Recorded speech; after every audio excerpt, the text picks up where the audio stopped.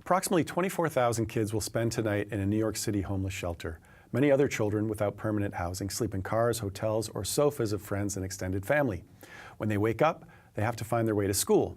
They face stigma, trauma, and uncertainty. Our next guest runs an organization dedicated to enriching the lives of these individuals. She's the executive director of Dare2B. We invited her on the show to tell us about this largely unseen and underserved community. Roxana Colorado, thanks for coming on 112BK. Thank you so much for having me here. So tell me about Dare2B. What is it and how did it come about? Dare2B is an all-volunteer organization dedicated to equipping and empowering homeless children to break their own cycle of poverty. And it started just through our own experiences, seeing the disparity of children between low income, and it was just realizing the kind of homelessness that did exist, that it wasn't what everyone envisioned, which was lazy people or drug addicts, that there were families behind it all. Right. And we started with just a Thanksgiving event, and it just morphed. We started partnering with great organizations and just educating ourselves more on it. And we really wanted to use our network. I came from a corporate background, so it was really influential people that wanted to do something good and just make a significant impact. So how did you first get that window into this community? Where were you first seeing it? Where were you first coming across these kids who are in this situation? It started with a program in New York Cares. I volunteered with them for a holiday event, and we saw just children coming in. I was used to going to soup kitchens where I saw adults, and then I saw these families come in, and it was just a really depressing experience. And I was like, wow, there's this?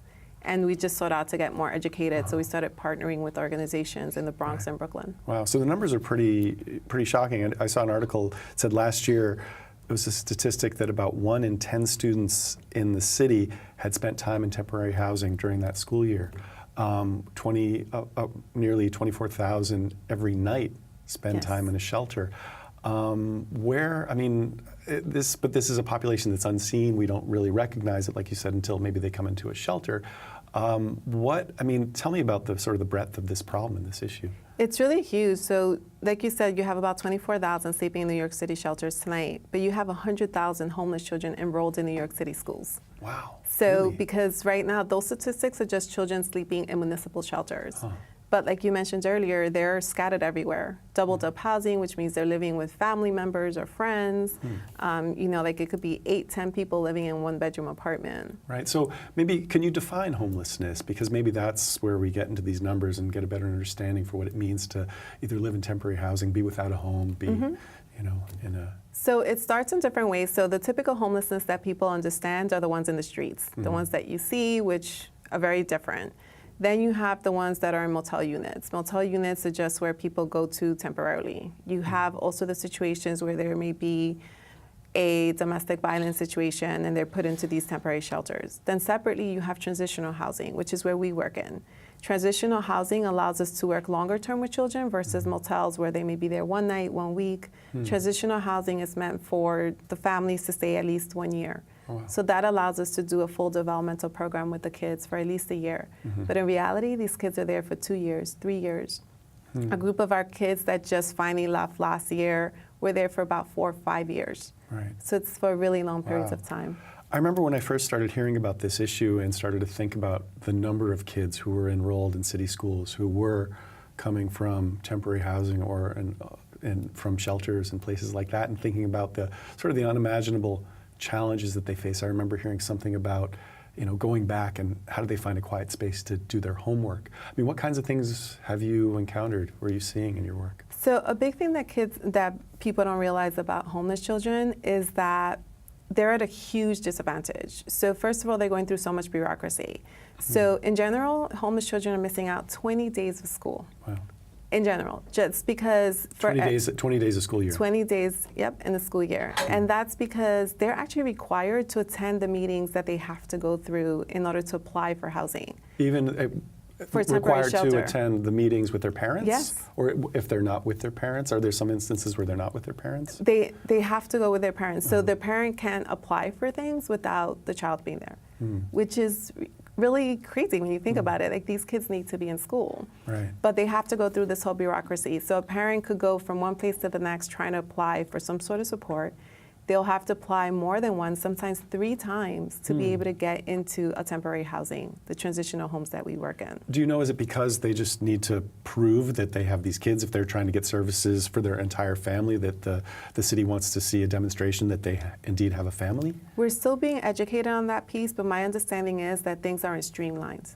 We're overpopulated, there's not enough housing, and things aren't streamlined at all. They're going to one place, the information is not up to date. Right. So we've worked to try to update information. So like on our website, we've updated the information to this is what you actually need to go somewhere.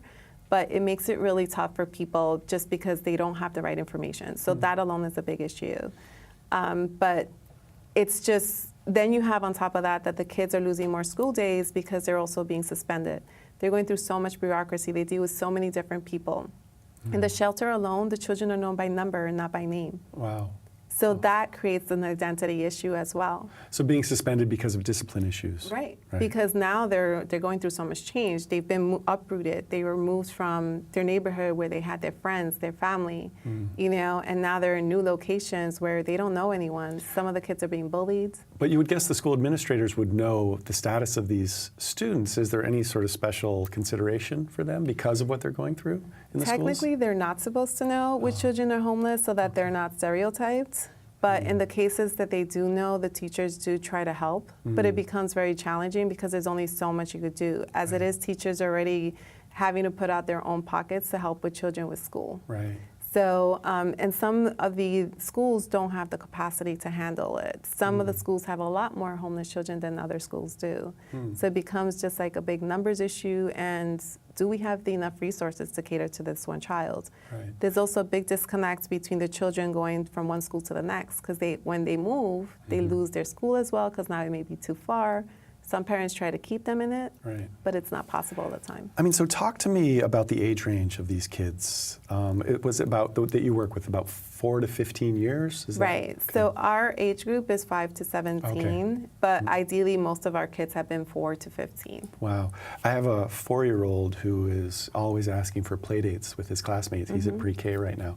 And I can only imagine a child who can't invite another child home to play with him. It's heartbreaking. Making friends is really one of the biggest issues with our kids, which is why they appreciate the Dare2B programs, because we build community within the shelters. The shelters are very individualistic. People are afraid, as you could imagine, right? They're in the system. They have curfews that they have to abide by. Wow. And all the children are going through changes. A lot of children are angry. The parents are going through frustrations. So through the programs, they get to make friends. Right. So let's talk about that. Let's talk about what Dare2B is doing in the shelters and with this community. So we create a 7-step program that covers from equipping children with the basic needs, such as their winter apparel. You know, New York Cares will donate coats, but then they have no scarves or anything else to keep them warm. But as well as school supplies, there's great programs, say for example, Operation Backpack.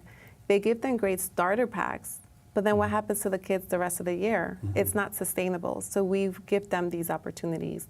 We also do academic enrichment, helping them, guide them through their schoolwork. On top of that, we also have the career development piece, which as early people think that just because they're young, they don't need to be trained this early. But it's amazing, like when they start learning about career opportunities, when they go to TV stations, or like this weekend we went to a pizzeria and they learned about entrepreneurship and owning a pizzeria and all the behind the scenes.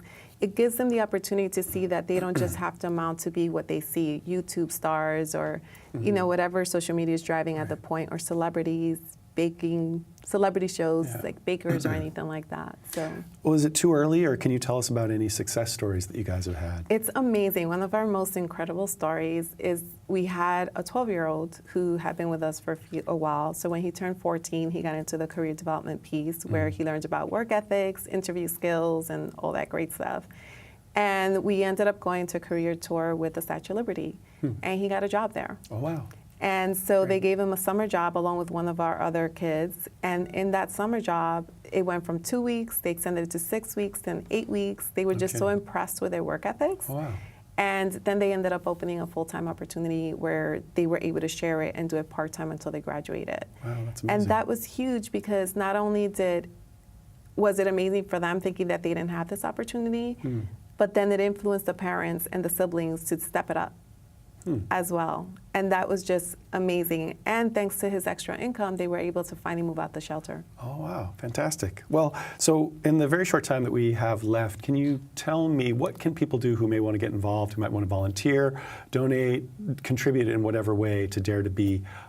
What do they do? What kind of possibilities are there for them? Dare2B is in an exciting phase where we're finally expanding. We're looking to get into more shelters. We're in 6 shelters now, so we need everyone's support, whether it's professional talent at our office, whether it's team leaders and activity coordinators on site that you could work directly with the children, or it's our advocacy program as well as our sponsors. We're really looking for sponsors to be able to donate, corporate sponsors, small businesses, and even individuals.